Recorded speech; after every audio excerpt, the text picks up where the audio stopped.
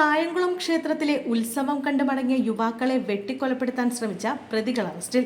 പത്തിയൂർ സ്വദേശികളായ സുജിത്ത്, ബിനു എന്നിവരെ കൊലപ്പെടുത്താൻ ശ്രമിച്ച കേസിൽ ചെന്നിത്തല സ്വദേശികളായ ജുബിൻ ജോൺസൺ, സ്റ്റാൻലി എന്നിവരാണ് അറസ്റ്റിലായത്.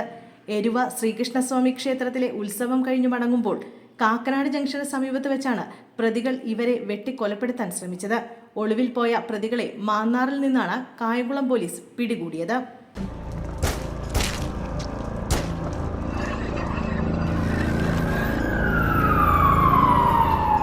ആളൊഴിഞ്ഞ പറമ്പിലെ കിണറ്റിൽ ഓട്ടോ ഡ്രൈവറുടെ മൃതദേഹം. മഞ്ചേശ്വരം കുഞ്ചത്തൂരിലാണ് സംഭവം.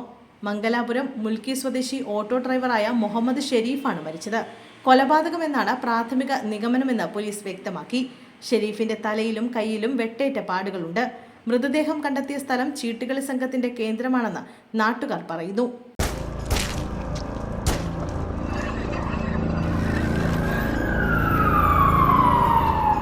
കുടുംബ വഴക്കിനെ തുടർന്ന് അച്ഛൻ വീടിന് തീവെച്ചു. അച്ഛനും അമ്മയും മകളും മരിച്ചു. കോട്ടയം എരുമേലി കനകപ്പലത്ത് ഇന്നലെ ഉച്ചയോടെയാണ് സംഭവം. സത്യപാലൻ, ഭാര്യ സീതമ്മ, മകൾ അഞ്ജലി എന്നിവരാണ് മരിച്ചത്. മകൻ ഉണ്ണിക്കുട്ടൻ ചികിത്സയിലാണ്. കുടുംബ വഴക്കിനെ തുടർന്ന് തീ കത്തിച്ചതെന്നാണ് പോലീസ് നിഗമനം. തീ ആളിപ്പടരുന്നത് കണ്ട് നാട്ടുകാർ ഓടിക്കൂടി തീയണച്ച് പരിക്കേറ്റവരെ പുറത്തെടുക്കുകയായിരുന്നു.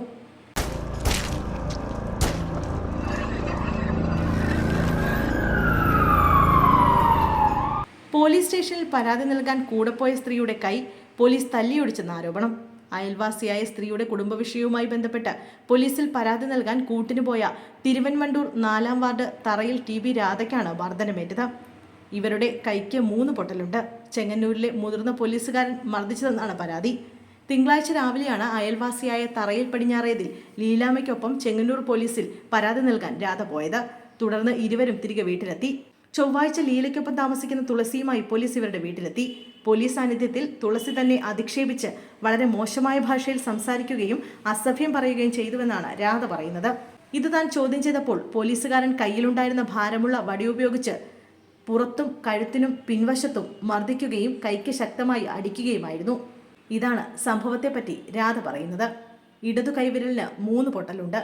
എന്നാൽ സംഭവം നടക്കുമ്പോൾ രാധ മദ്യലഹരിയിലായിരുന്നുവെന്നും പോലീസ് മർദ്ദിച്ചിട്ടില്ലെന്നും ചെങ്ങന്നൂർ ഡിവൈഎസ്പി PM ബിനുകുമാർ പറഞ്ഞു. സംഭവത്തെ തുടർന്ന് ഉന്നത പോലീസ് ഉദ്യോഗസ്ഥർക്കും വനിതാ മനുഷ്യാവകാശ കമ്മീഷനുകൾക്കും ഇവർ പരാതി നൽകി.